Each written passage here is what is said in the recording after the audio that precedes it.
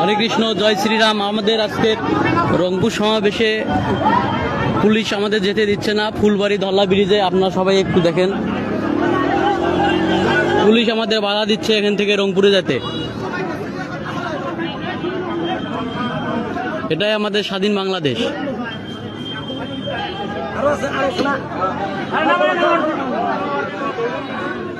আমাদের হাজার হাজার সনাতনীরা আমাদের রংপুর যেতে দিচ্ছে না।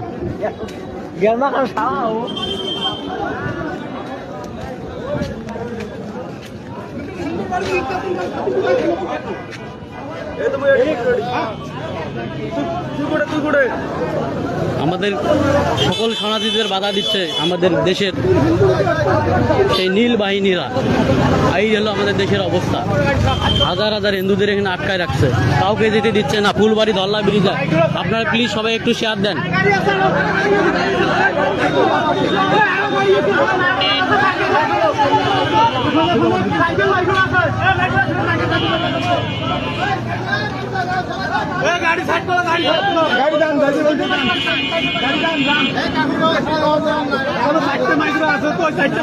আমরা সবাই এক হয়ে আমাদের এই দেশে সবাইকে স্বাধীনভাবে বাঁচতে হবে।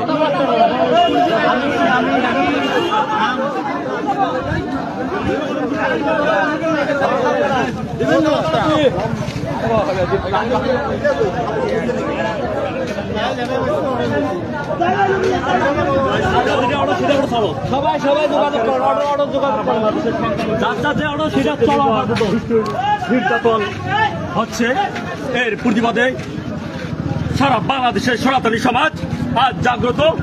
যখন সনাতনী সমাজ তার নিজস্ব অস্তিত্ব টিকে রাখার জন্য এই বাংলার মাটিতে, এই জন্মভূমিতে, এই আমার মাতৃভূমিকে নিজের সন্তান, আমরা ভূমিপুত্র, আমাদেরকে উচ্ছেদ করার জন্য তারা বিভিন্ন ধরনের ষড়যন্ত্র করে যাচ্ছে।